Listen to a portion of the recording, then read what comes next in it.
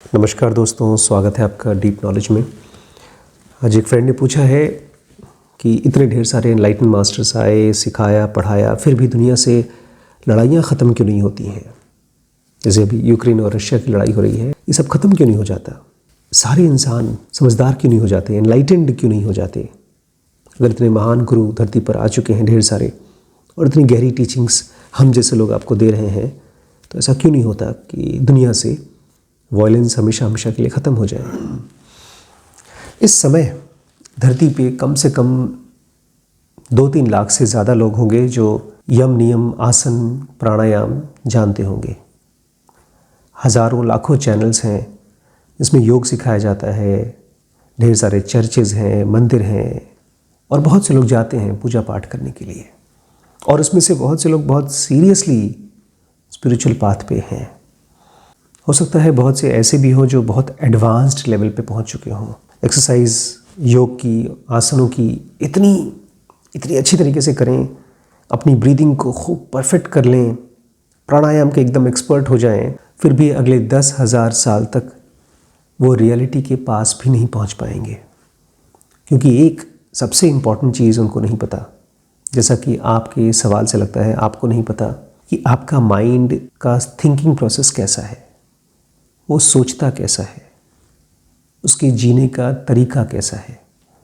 जब आप ये कहते हैं गौतम बुद्ध आए और गए, तो ऐसा लगता है जैसे कि बुद्ध की या कृष्णमूर्ति की रिस्पॉन्सिबिलिटी थी हमको अपने साथ ले जाने की। उन्होंने अपने आप को फ्री किया। और कैसे फ्री किया? अपने आप को समझकर, अपने माइंड को समझकर। तो वॉर जो बाहर ख़त्म होगी, उसके पहले हमारे अंदर की, हमारे मन के अंदर की वॉर ख़त्म होनी चाहिए। हम में से ज़्यादातर लोगों ने अपनी ज़िंदगी के दुखों को ख़त्म नहीं किया है, और फिर भी हम एनलाइटनमेंट चाहते हैं। और हम में से ज़्यादातर लोगों को ये भी नहीं पता कि अपने दुखों के निर्माता, अपने दुखों की फैक्ट्री हमारा खुद का ब्रेन, हमारा खुद का थिंकिंग इंस्ट्रूमेंट है। जब तक ये थिंकिंग इंस्ट्रूमेंट एक परफेक्टली अलाइंड रिसीवर की तरह नहीं काम करेगा, और रिसीवर किस चीज़ का? इस दुनिया की रियलिटी का, तब तक ये ट्रूथ को परसीव नहीं कर पाएगा, ट्रूथ को देख नहीं पाएगा।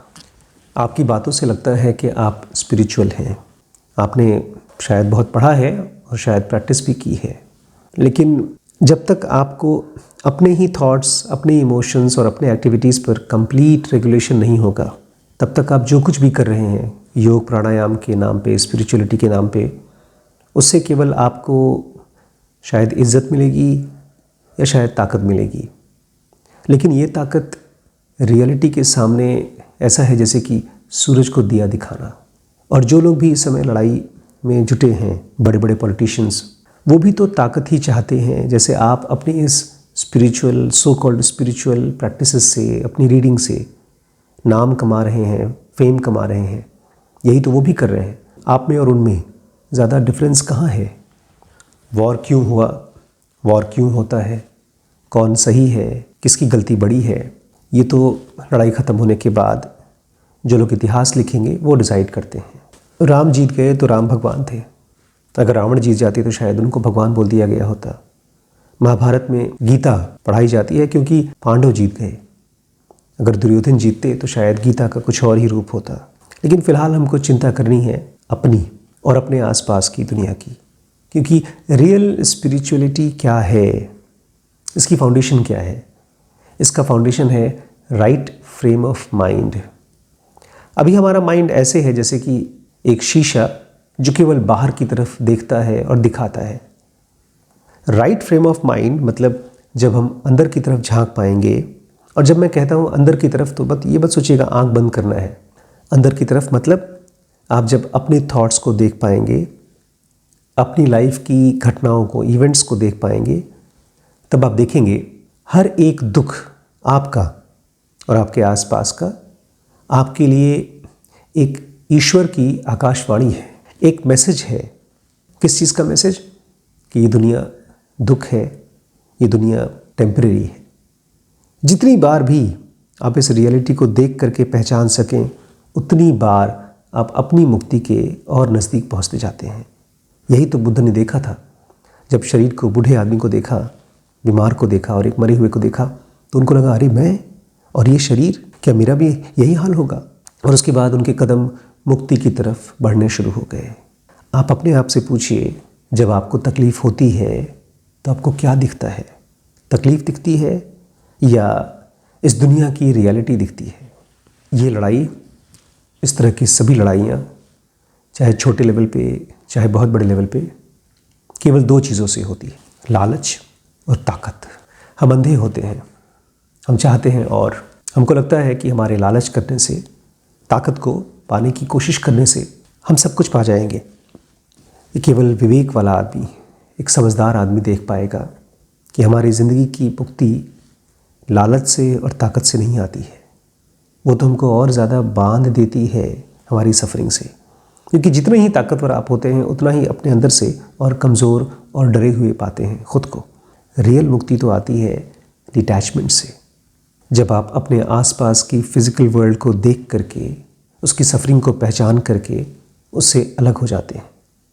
और तब आपकी मुक्ति कोई भविष्य में मिलने वाली प्रॉमिस नहीं है, वो यही है और अभी है। और कैसी महसूस होती है वो फ्रीडम? वो फ्रीडम एक ऐसी पीस की तरह महसूस होती है, एक ऐसी खुशी की तरह जो बाहर किसी चीज़ पर डिपेंडेंट नहीं होती। आपको इससे फ़र्क नहीं पड़ता है कि कौन जीतता है कौन हारता है। यही तो कृष्ण अर्जुन को समझा रहे थे। लड़ो, अर्जुन से कह रहे थे कृष्ण, तुम्हारा एंकर आत्मन में होना चाहिए, अपने अंदर गहराई में होना चाहिए।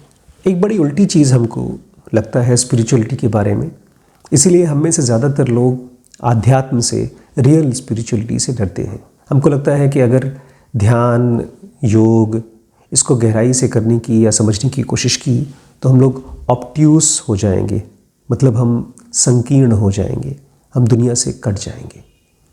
लेकिन इसका उल्टा होता है। जो इंसान लड़ने को तैयार होता है, किसी को अपने स्वार्थ के लिए ख़त्म करने को तैयार होता है, वो इंसान कहीं ना कहीं अंदर बहुत गहरे में दुखी है, परेशान है, गुस्से में है। और इसका उल्टा, जो लोग कुछ महान कर पाते हैं, दुनिया के लिए कोई बड़ा काम, कोई भला काम कर पाते हैं, वो लोग ऐसे लोग हैं जिन्होंने अपने अंदर में, बाहर नहीं, अपने अंदर में गहराई और पीस को खोज लिया है।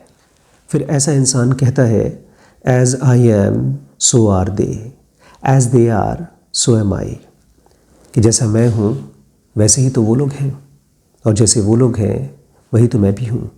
फिर ऐसा इंसान ना ही तो किसी को मारता है और ना ही तो कोई ऐसी कंडीशन बनाने की कोशिश करता है, क्रिएट करता है कि किसी को भी मरना पड़े।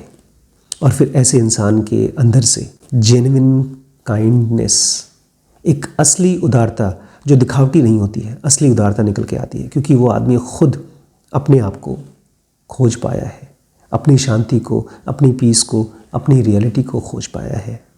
वो आदमी अपनी गहराई में उस प्योरीफाइड कॉन्शियसनेस को खोज पाया है, जिसमें से उसको एक ऐसा एटीट्यूड मिल गया है जिसको कि बुद्ध कहा करते थे, होली इक्विनिमिटी, एक समता, जिसमें उस आदमी की कोई बेइज्जती करे या उसकी बड़ाई करे, उसको ताकत मिले या उससे सब कुछ छीन जाए, वो दोनों ही कंडीशन में एक समान होता है।